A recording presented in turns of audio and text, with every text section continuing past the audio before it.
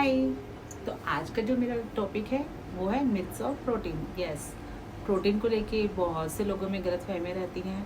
तो आज हम उसी प्रोटीन के बारे में बात करते हैं कि हमारे लिए कौन सा प्रोटीन ज़्यादा अच्छा है। शरीर को प्रोटीन की मात्रा उसके वजन के आधार पर, गतिविधि के आधार पर और जीवन शैली के आधार पर पता करना होता है कि कितनी हमें चाहिए और कितनी नहीं चाहिए। सामान्य लोगों को प्रति किलोग्राम वजन के हिसाब से 8 ग्राम प्रोटीन लेना आवश्यक है। सक्रिय व्यक्तियों और एथलीटों, इनके लिए यही प्रोटीन की मात्रा 1.2 ग्राम से 2.2 ग्राम तक प्रति किलोग्राम के हिसाब से बढ़ सकती है। 90% लोग जो हार्ट पेशेंट बन जाते हैं उनमें प्रोटीन की कहीं ना कहीं कमी बहुत ज़्यादा हो जाती है। जी हाँ, बाल टूटना, नाखून झड़ना, ये भी सब प्रोटीन की कमी से ही होते हैं।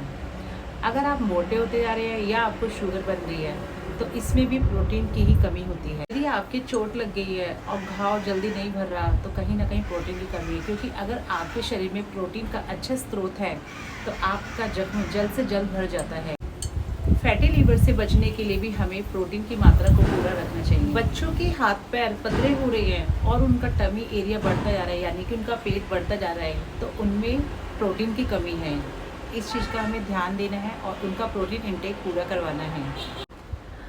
अगर आप किडनी, मोटापे या अन्य किसी बीमारी से बचना चाहते हैं तो अपना प्रोटीन का स्रोत पूरा रखें। जैसे कि आपका अगर 70 केजी वेट है तो आपको 150 ग्राम प्रोटीन ज़रूर लेना चाहिए हर रोज़। ज़्यादातर लोगों में ये गलतफहमी होती है कि अगर हमने ज़्यादा प्रोटीन लिया तो हमारा यूरिक एसिड बढ़ जाएगा, जबकि ये गलत है।